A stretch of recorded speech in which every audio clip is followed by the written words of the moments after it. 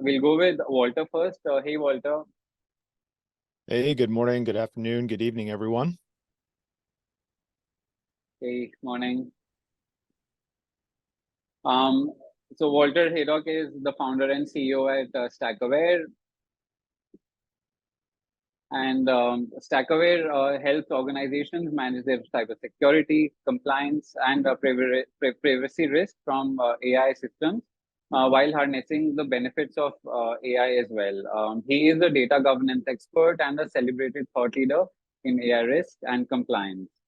Next, we'll let Iftaq introduce himself. Hey, Iftaq. Hey, Ian, I'm Ed here, the CEO, co-founder of Gompa AI. I've been in the infosec industry for over 25 years now, and recently with Gompa, we're here on a mission to address cloud infrastructure misconfigurations, and we're utilizing AI to deliver remediations that are context aware, that are specific to our client specific architecture and deployments,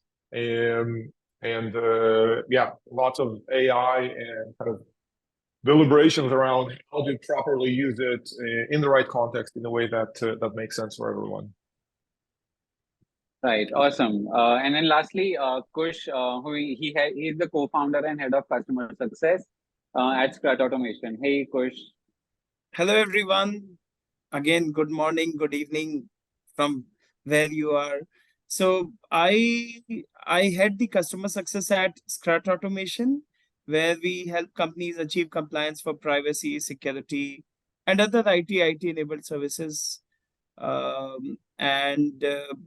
Just a brief introduction, I started as a developer, moved into compliance, and then the compliance industry has been full grown and working on compliance related with SOC 2, GDPR, HIPAA, now AI, RMF, risk management framework as well.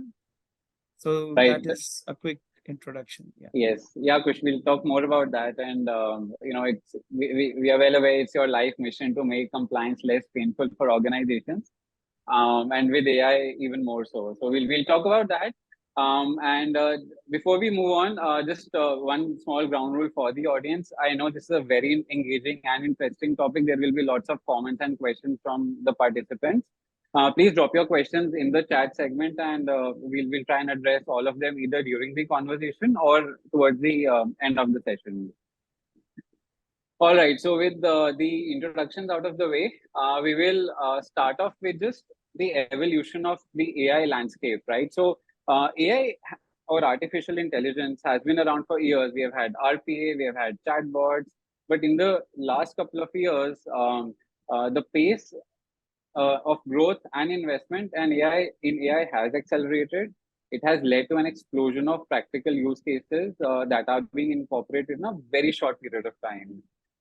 So what this also essentially brings us to is that the business adoption is much faster than the regulations or the frameworks can really keep up to pace with it.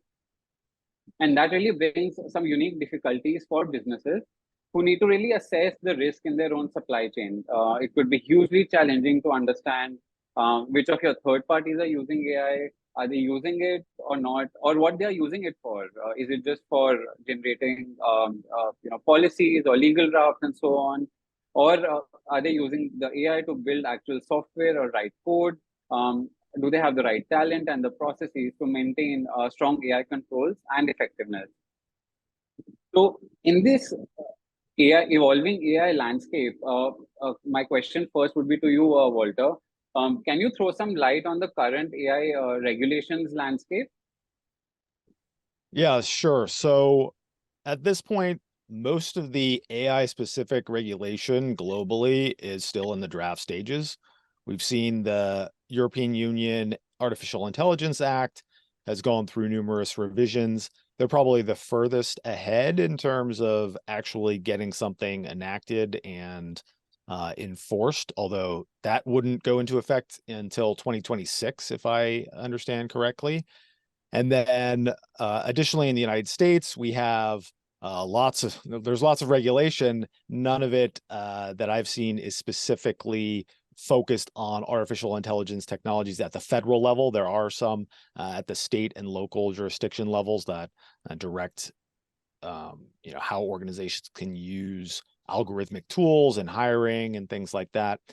And then in Japan, we've seen also some proposals for legislation that I think are quite promising that would clear up a lot of the issues with respect to intellectual property ownership. For example, in Japan, this legislation would make clear that anything that's generated from copyrighted material using generative AI would not itself be copyrighted.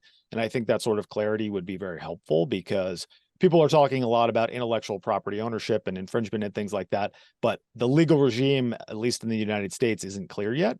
So that's kind of the high level of the legislative and regulatory approaches. There are also some voluntary frameworks that have been published.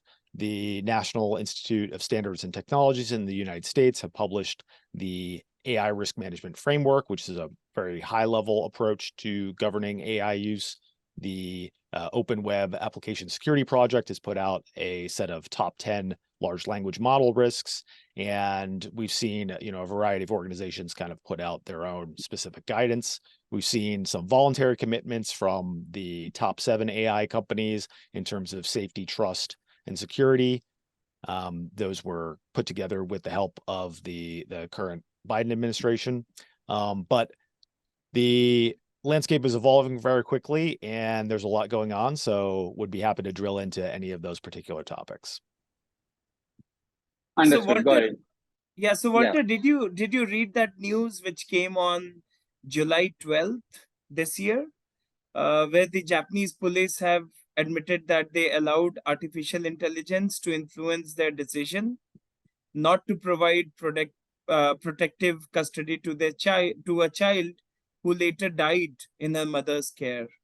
So a girl died because of the wrong AI result. So is there a law already there in Japan for AI? So what I was referring to was specifically regarding intellectual property ownership. I don't know specifically about the use of algorithmic tools in custody decisions. That's outside my remit. The police in Japan used that and it failed. So that is where we need to be very careful how AI is being used and what the output is. Yeah. Got it. Understood. No, that was a wonderful case in point, which again reflects, how we don't really know how to respond or how to really utilize AI in the decision that we do take on a daily basis. So Ian, at Gombook.ai, you work with a lot of companies in leveraging AI for response management, remediation, and so on. So what kind of companies do you really, say that these frameworks and guidelines would apply to? Sure. So I think that really these frameworks apply to anyone who's using AI in a decision-making position or in a way that they process information to some degree. Whether it's for purely analytical, just get some statistics and get some additional insight on one hand of the spectrum, or all the way through the other end of the spectrum, like Kush mentioned, the Japanese police actually making decisions based on AI algorithms and engines. So there's a huge spectrum of usage of AI tools, and every organization, I would even say every individual, not just businesses, should look at those frameworks and understand what are their recommendations, what are the limitations. Kush's example is really great because it exemplifies one of those areas of AI bias. When you train an AI, you basically give it historical data, and that historical data is based on human decisions. And those decisions, as we all know, humans are deeply flawed, right? Right. So all of that historical data and those decisions that were made in the past are used to train an AI. And guess what? That AI is going to be using that as the frame of reference, and is going to make those those decisions. So, bias is going to be one of those things.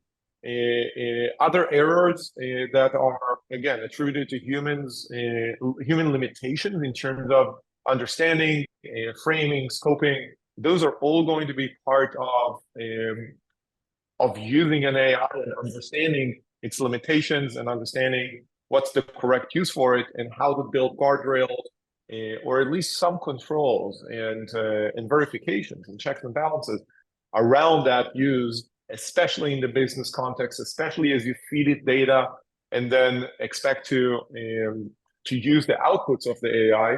And I'm not even talking about privacy and legal and intellectual property and ownership over the original data and the resulting data. Yeah, I agree with you, Ian. So whenever an AI system is developed, there's a small set of data which gets into it's into like learning phase, right?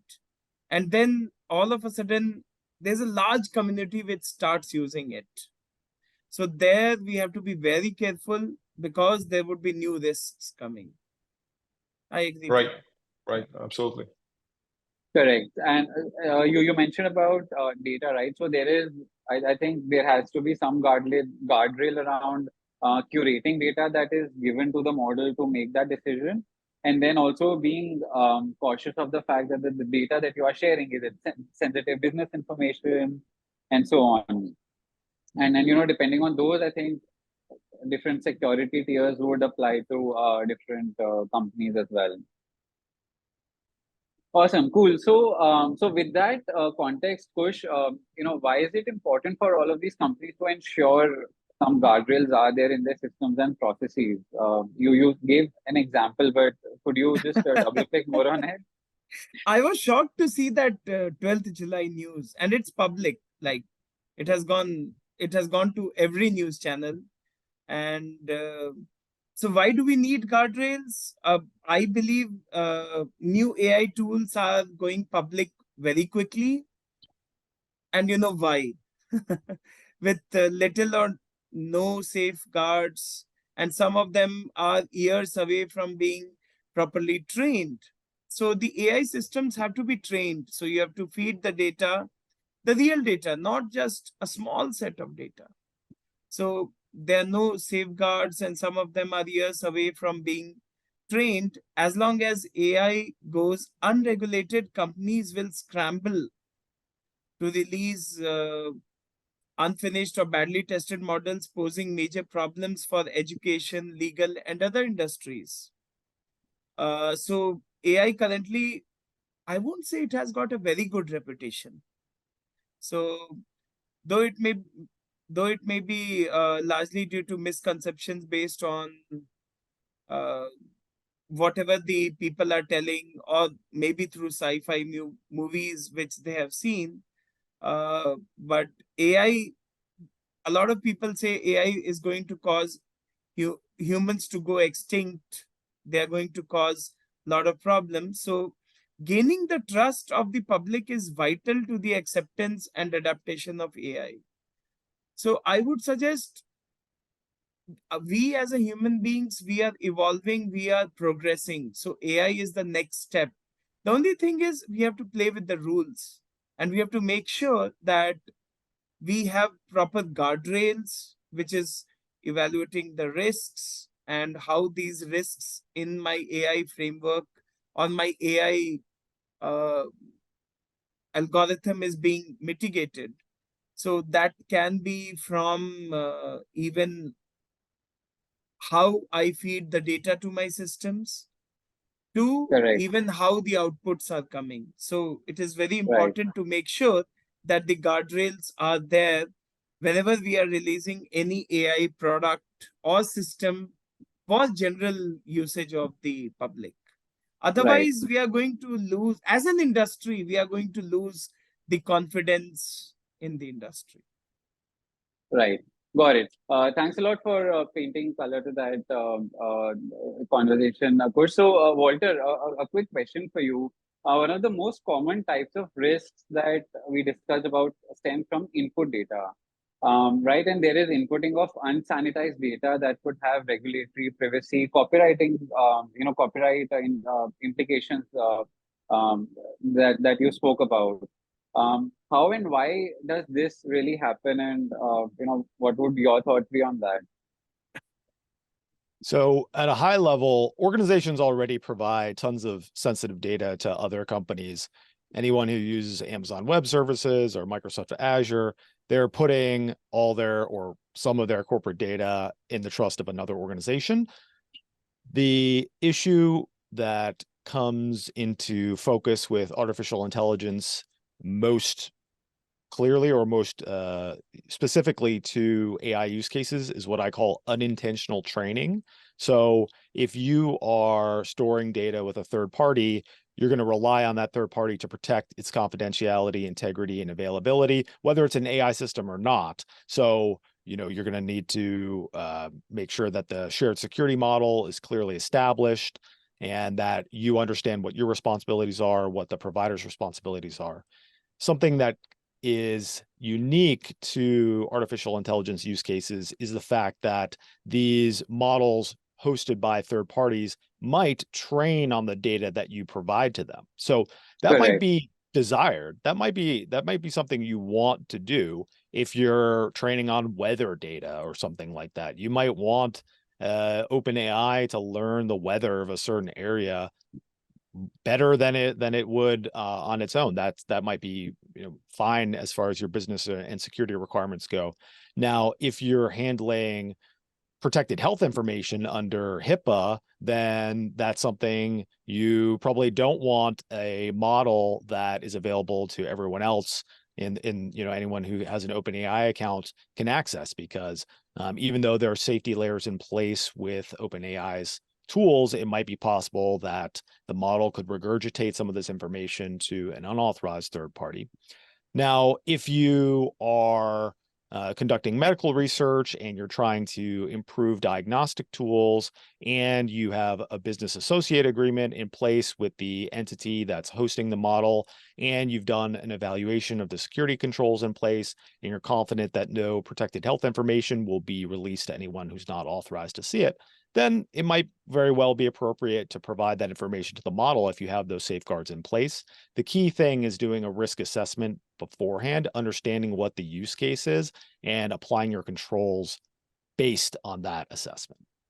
Walter, you have actually taken the gist of it.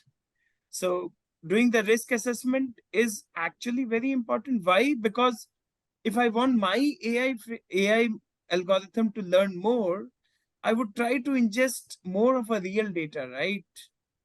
And if I try to ingest more of a real data, then that PHI exposure risk comes, right? Correct. So yes. So Walter, yeah. So, sorry, Kush, for that. So, I actually had a follow-up question to you, Walter, on that. So, while we spoke about input data, training data, a lot of new risks are also coming up as AI gets more plugged into our daily processes, right? Prompt injection becoming one of those risks. So, can you tell us a bit about prompt injection, what it is, and how can that be another type of risk? Yeah, sure. So prompt injection is essentially a specific form of input injection that uses a system to essentially violate its own security policy. So, in SQL injection, you might be able to sneak in some parameters that would drop a table or make edits to it when the business requirements of the system wouldn't allow, kind of a normal user, kind of an anonymous user, to be able to do that. And a similar concept applies with prompt injection, except that it's much more difficult to mitigate, because with SQL injection, there are a limited finite number of acceptable inputs for a certain use case. But that's not really the case, especially with generative AI tools with large language and large image models, because they're designed to take unstructured inputs. So it's very difficult to say ahead of time, this is an acceptable input, this is an unacceptable input. And what results is that you could potentially trick the model into doing things that the operator of the model doesn't want it to do. That would be a direct prompt injection scenario. So for For example, you've seen tons of people, security researchers, going to ChatGPT and asking it to provide instructions on how to commit a crime, how to write a phishing email, how to build malware.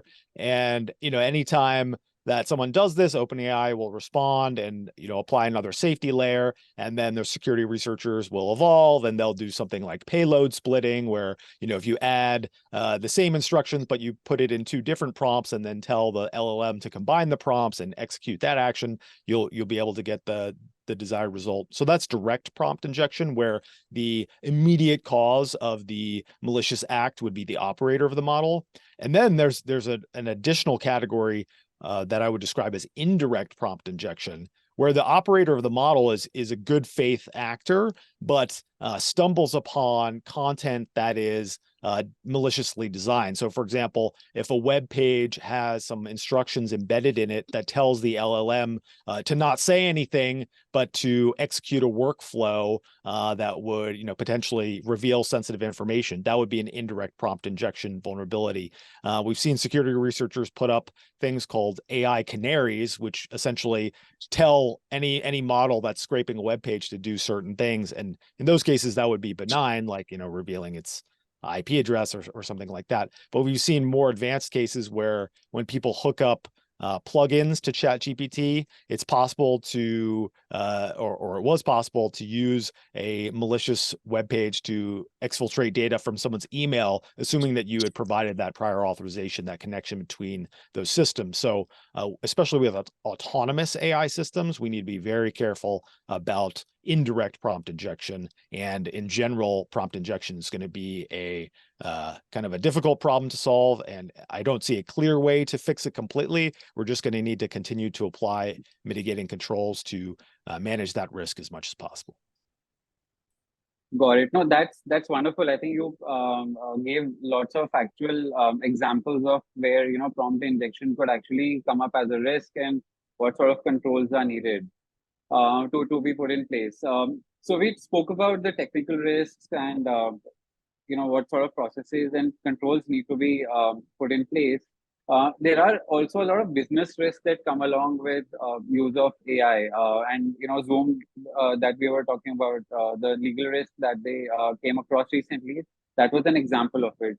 So, Ian, you run an AI company in cybersecurity. What are the biggest business risks that you have seen in your experience, or you foresee could happen, and you should respond to it? Sure. So we've briefly mentioned a few of those. I'll start with the easy ones, and I'll kind of move on to the more interesting or complicated ones. The obvious ones are privacy, right? You're feeding a lot of data, you're utilizing a lot of data. Sometimes you're not even sure what kind of agreements you have around said data. Does your existing privacy agreements with your customers or partners cover the use of that data in the context of an AI that would combine that with other data sources to potentially, again, to create privacy violations? And that applies, again, both on the data that you have from your customers and partners, as well as internally from your employees. And then it moves on to other areas that, and again, I'll briefly mention copyright. If you're using a generative AI that has multiple data sources, are you attributing the right copyright and licenses and attribution to those data sources? And what are the implications of the output? Once that generative AI produces something, who owns that? Where do you draw the line in terms of using a particular data source at a high percentage? Let's say that you've got 4 different sources. One of them was used to generate more than 50% of the output. And it shows, either visually or contextually, at what point do you own attribution to that particular data owner? Do you have agreements that cover that? So again, there's a lot of risks that end up on the legal side of things. And I think that on the far end side, and this is something that we're dealing with quite a bit, is what is the responsibility that you have for the generated AI result when it's being used? And again, we briefly mentioned using it in the context of decision making. Is it only in a support position where it provides some guidance or some metadata, as we call it, to someone who's responsible for making a decision, or does it actually make a decision and execute on it? And again, what are the checks and balances that you have around there? What are the assurances that you have? What are the legal implications of deploying an AI system in a, let's say, a cybersecurity context that will take action, that will, shut down specific ports, that will segment the network to contain a malware outbreak, that will execute, cleanup or other adverse actions on particular computer systems. Or again, in Global AI's case, we're generating and creating tailored remediations that are provided as code changes. Okay, so who's responsible for that code? How accurate is it? Will you get different results every time you run the algorithm on the same set of inputs? And you get into a whole different area of generative versus deterministic AI in terms of, how accurate do you want it to be? Not even mentioning the hallucinative nature of generative AI, which is a built-in function. It's an algorithm that's designed to produce an output no matter what. And when you kind of push it to its limitations, it will come up with fake or unreliable data to substantiate or to produce a result. All of those things, and again, if you present them in a business context, if you deliver that as a business output, have to be considered as part of the risk management, as part of the risk assessment of how you utilize AI in a business context. And again, it's not just from a cybersecurity perspective. I kept mentioning that. Also from a legal perspective, also from a compliance perspective, you have to, cross the T's, dot the I's on all of those things, consult with legal in terms of how do you protect yourself and your customers throughout your usage in the business context of AI algorithms. Got it. No. So Ian, I really agree with your one point that people don't want hallucination of AI systems. That is one word which has been into the industry, that AI system should not hallucinate and give the real output. I don't know if they should not hallucinate. And actually, a hallucination word has come into AI. Yeah. Again, it's part of how the algorithm works. I mean, it is by definition, and I'm talking specifically about generative AI, about LLMs. Yeah, generative AI. They're designed to produce new outputs, and they're designed to predict what you would like them to output, and that's a forcing function for them. So it depends on the inputs and outputs.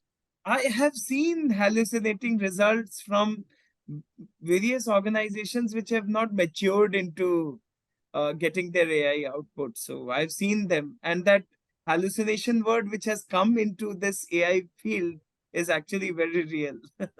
Right. So Kush, we leave. Right. Yes. So we leave hallucinations for humans and try to mitigate hallucinations in AI. What I would, like you to talk about is, the kind of new risks that Walter spoke about, that Ian spoke about. It can be very overwhelming for enterprises to really think about how to capture everything, right? And how do you assess those risks?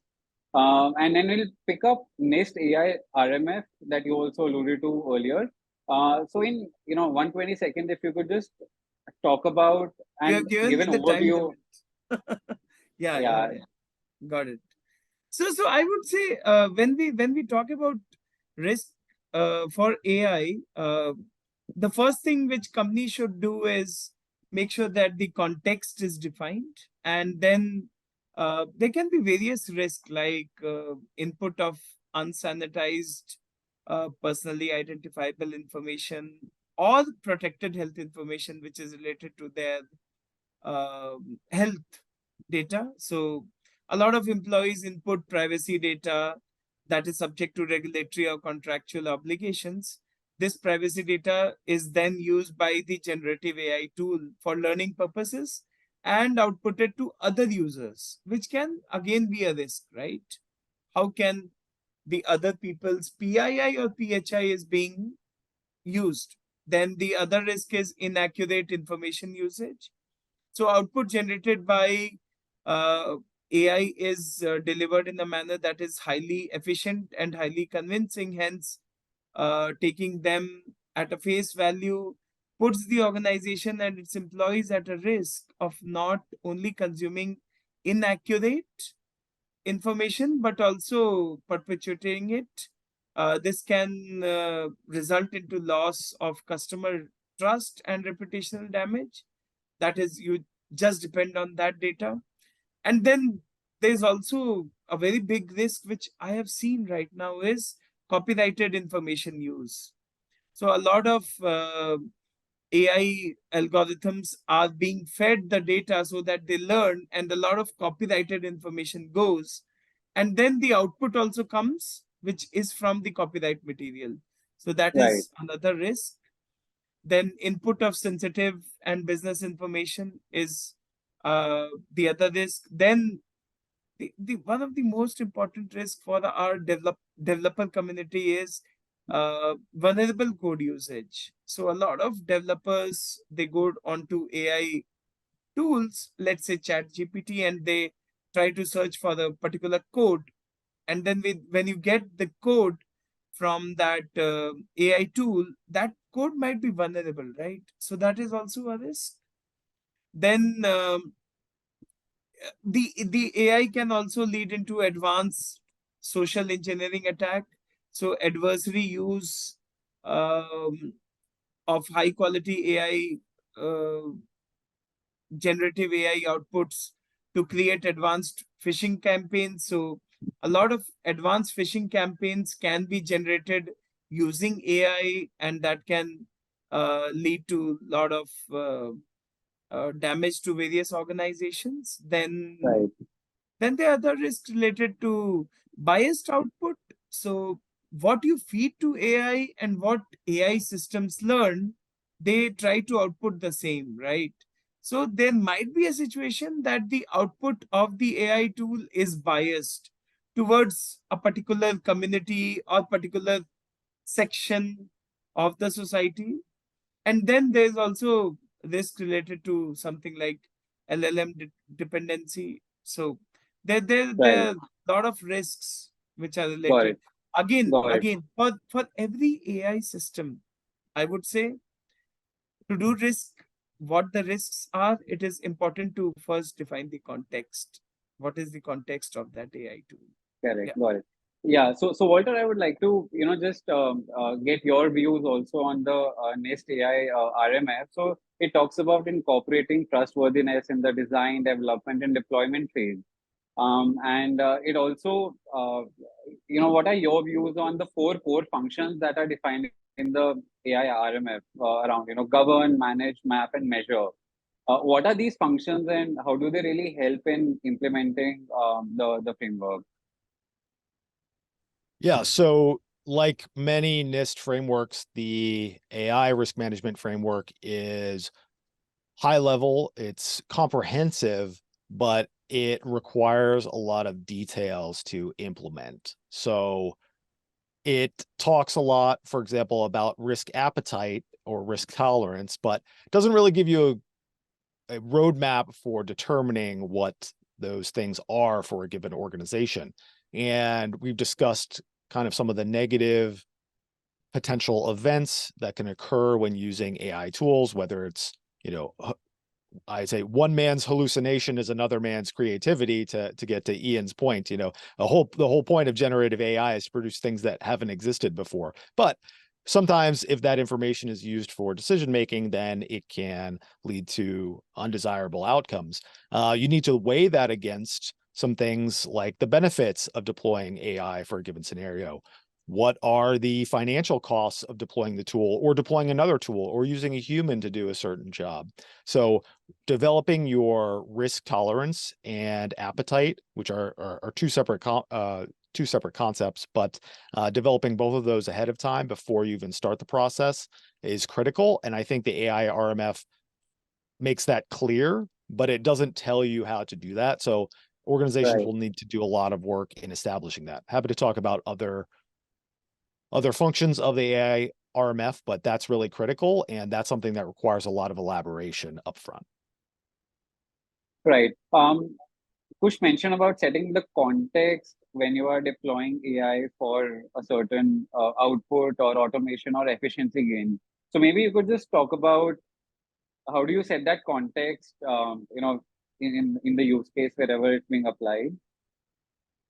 Yeah. So the context will necessarily drive your risk tolerance and appetite. So on kind of the low end of the spectrum in terms of the sensitivity to risk, if you are making a AI-based meme generator, which exists and I've used them and they're quite entertaining, your risk appetite could conceivably be quite high. I mean, if a meme is generated that is wrong or doesn't make sense, or even as if it's offensive, I think there's an understanding that the negative impact of that event is pretty low. So I think having a higher risk appetite in that situation is appropriate.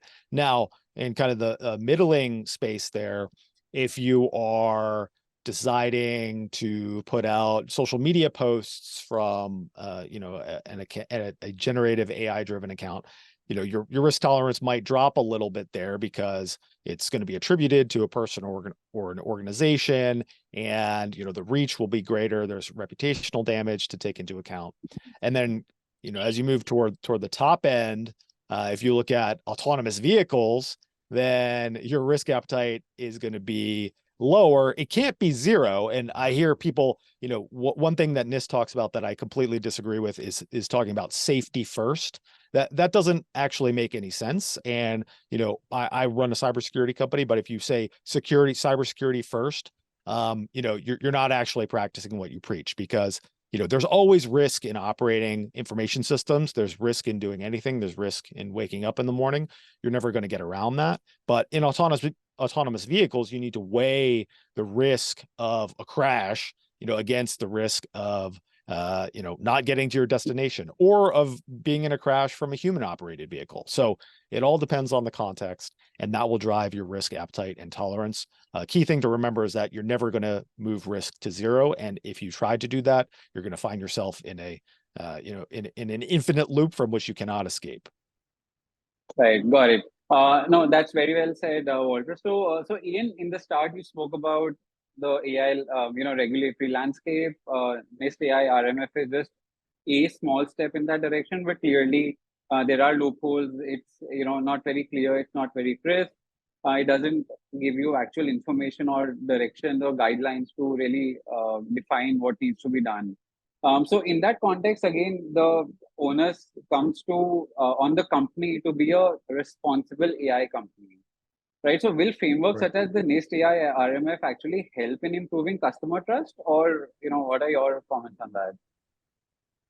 So I'm actually on the camp that likes the approach that NIST takes to the frameworks. Yes, they are comprehensive but not detailed. They don't provide you practical guidance. They give you the framework, and I think that is the correct way to go.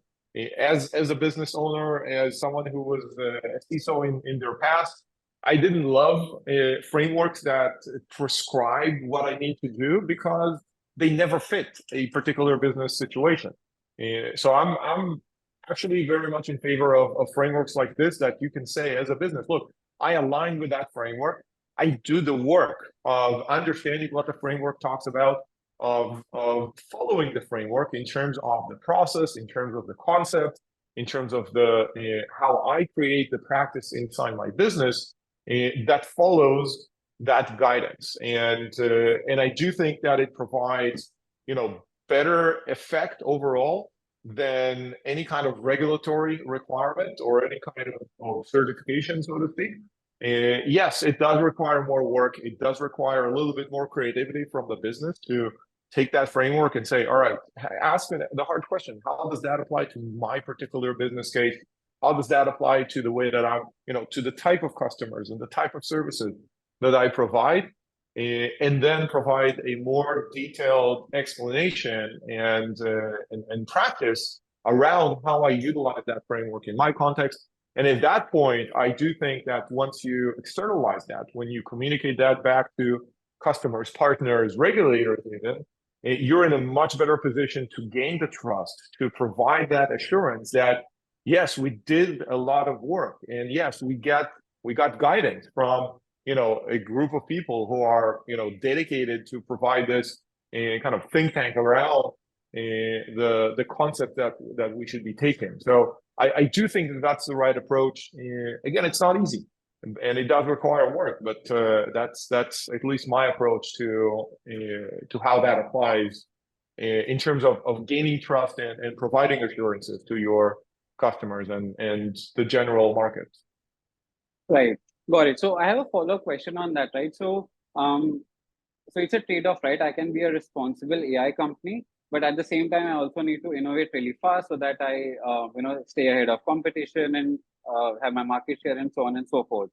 You can't really have the motto of move fast, break things as far as AI is concerned, because the downsides can be, massive.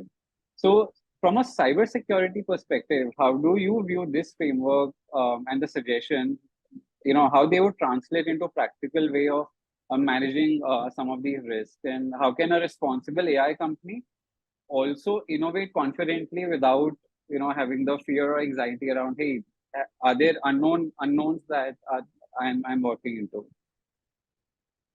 So obviously, the goal is to reduce the unknown. From a practical perspective, at the end of the day, it's simply a matter of inputs and outputs. Okay, and the same scrutiny and the same controls that you put as far as cybersecurity practices on your regular inputs and outputs, you should be applying to AI models. Yes, it does require a little more forethought and preparation. The NIST AI RMF fits very nicely alongside the NIST CSF and really complements it, providing additional guidance around the use of AI. But at the end of the day, I would say, from a practical cybersecurity controls, look at NIST CSF, align your AI usage with the RMF, with the AI RMF. And again, as long as you do the basics, as long as you keep sanitizing the data, as long as you can attribute, what data belongs as an input, and does it make sense to train an AI model on a particular set of data? Does it have enough variety? Does it, or maybe it needs to be homogeneous. It needs to be very, very strict for the model to produce, more deterministic outputs. It really depends on how you use it. As long as you can provide assurances and attestation to how you've managed those inputs and what kind of controls do you have over the outputs. Think about an AI model almost like a website. All right, does it produce outputs that might be harmful? All right, what kind of scanning, what kind of assurances and validation do I put on the output, or do I just spit it out and expect my users or customers to apply that scrutiny? You need to decide and document where do you want to be on that spectrum, and then apply the right controls. And it goes back to the basics, as you all know, in cybersecurity. Right. We also have on the slide something called out of the box control for AI risk. Is this something that is too good to be true given the flux and the pace of innovation?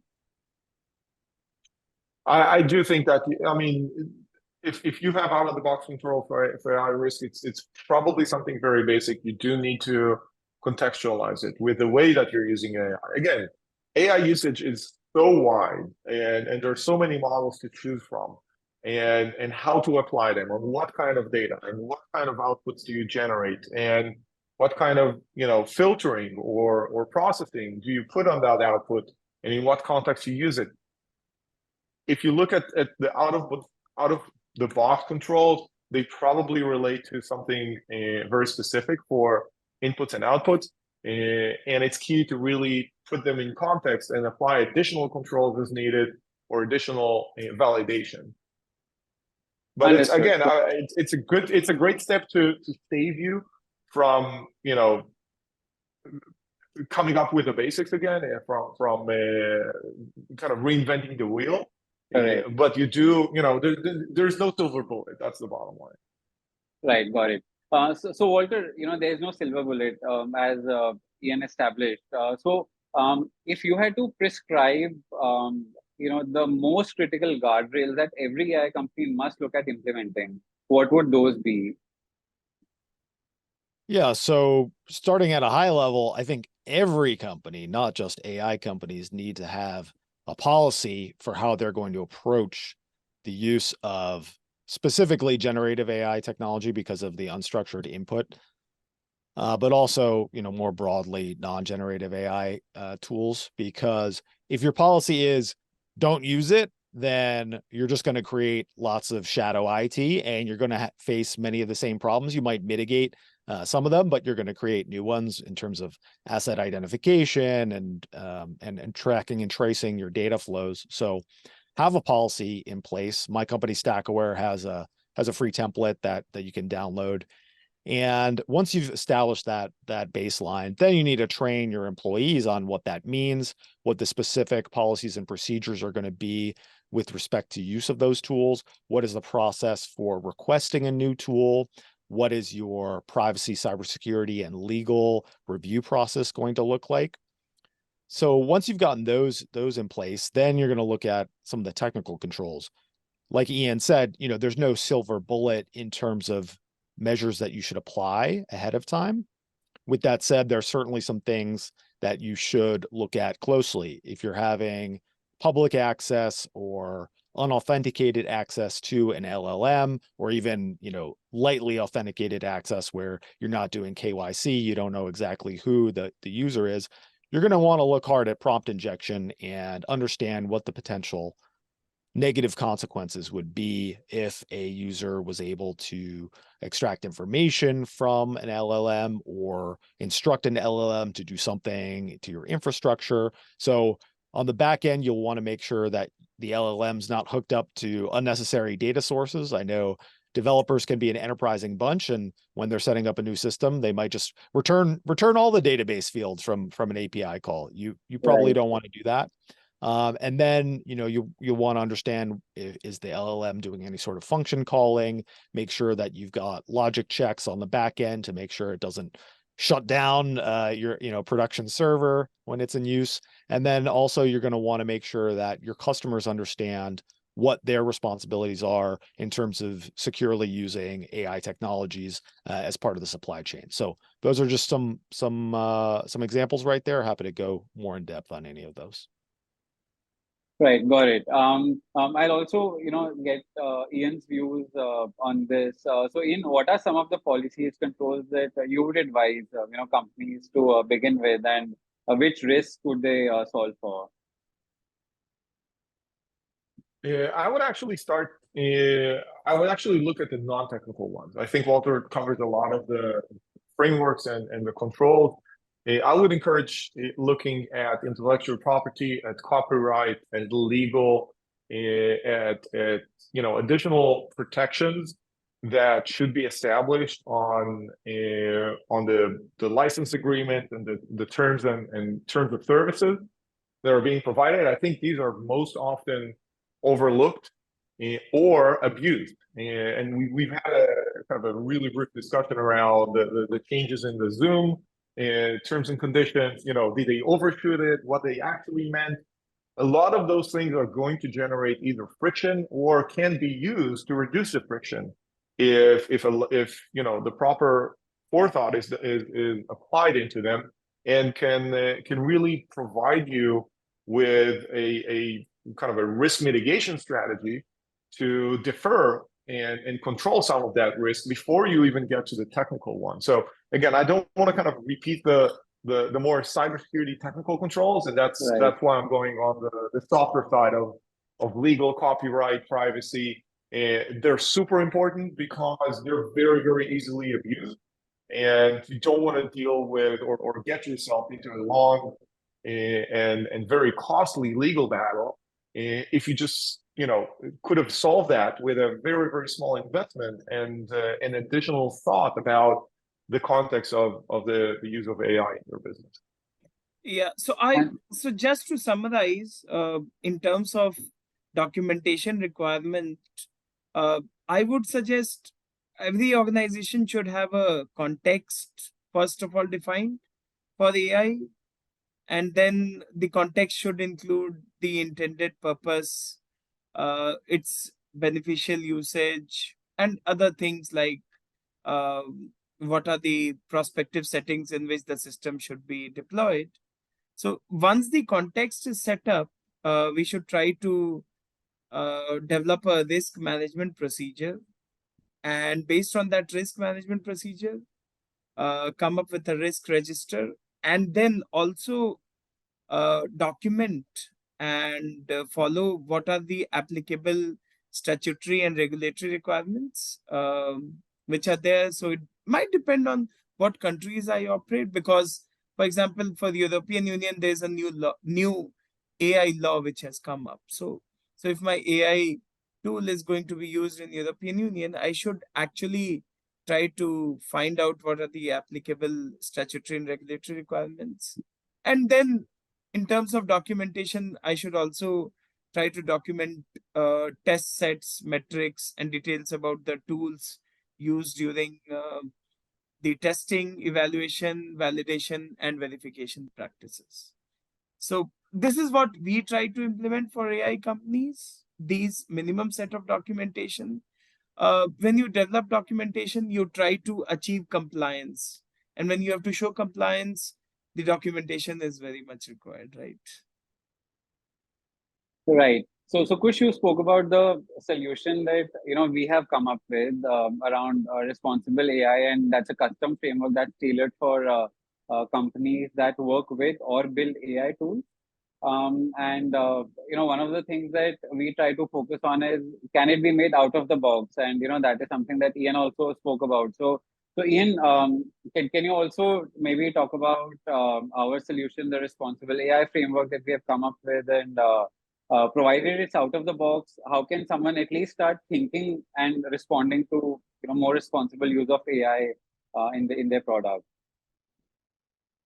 Sure. As I said before, that out-of-the-box solution really saves you a lot of time in terms of kind of gathering up all the information that you need, thinking about your required controls and documentation, as Kush mentioned before. And it has a lot of automation built into it to save you from having to recollect or refigure out how to apply existing controls or how to account for existing controls in the context of responsible AI usage. So again, highly recommend that. And again, it's just a time saver. It's a time saver.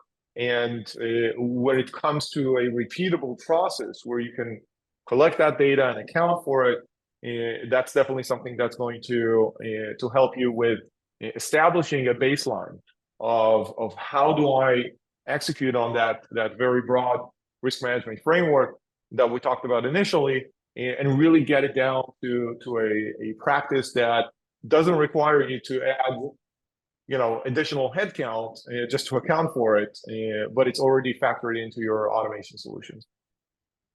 Right. One point I would want to get your views on is, and then Walter, you could talk about it. So there is no clear definition of what is an AI specific breach, right? And the law is still trying to define what are the exact penalties in case of AI specific breach. But still, penalties can still be imposed in case of a detrimental outcome that arises from improper use of AI. So how can such a framework help, also in avoidance of fines and penalties downstream, as companies think about being more responsible about AI? Could you probably, talk about that value as well? Was that directed at me? Yeah. That was the question at you. Yeah. So having a set of controls in place that are based on one of these frameworks or several of them. I know Ian mentioned combining the NIST AI RMF and the NIST CSF.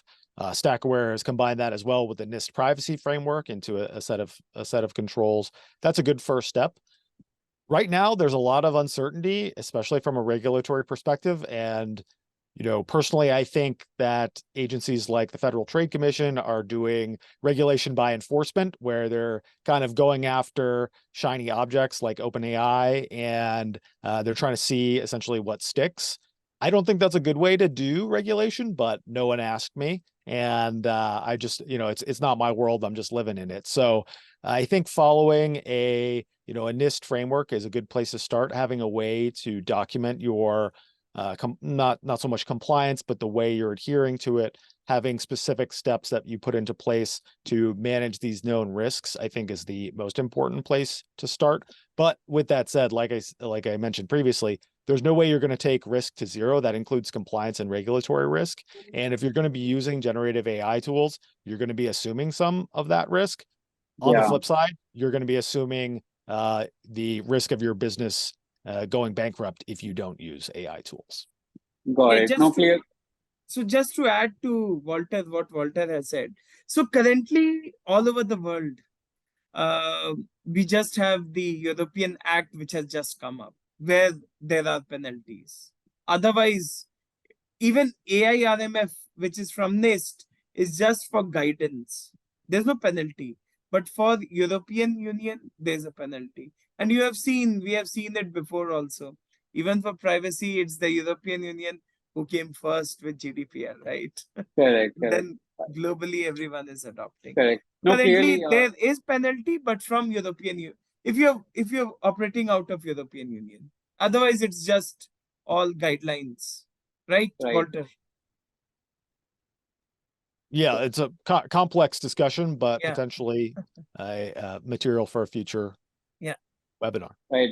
But having said that, clearly the summary is that prediction is better than cure. So early risk identification today can save you millions of dollars. Tomorrow, if a penalty comes knocking at your door. With that note, I will conclude the discussion that we have had with all the esteemed panelists, and I will quickly take questions that were mentioned here. So I see lots of authors have filed lawsuits on ChatGPT. I think that's outside of the purview of this, so we'll skip that. Mr. Prem Kumar did share a link to a blog. I am not able to open that. So Mr. Prem will respond to that question later on over email. I'll quickly thank all the panelists, and thanks a lot for the participants to stick around and listen to some of our views on this. Thank you so much and have a wonderful day. Thank you, everyone. Thank you, everyone.